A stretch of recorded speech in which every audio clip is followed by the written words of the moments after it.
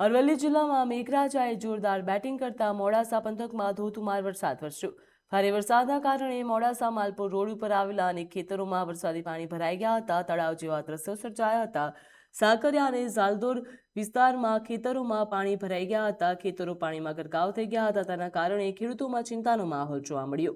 ખેતરોમાં પાણી ભરાઈ રહેતા ઊભા પાકને નુકસાન પહોંચ્યું હતું તેવી ભીતિ પણ સેવાઈ હતી। જ્યાં ખેડૂતો હવે વરસાદ થંભે અને પાણીનો નિકાલ થાય તેની આશા સાથે સ્થિતિ ઉપર નજર રાખી રહ્યા છે।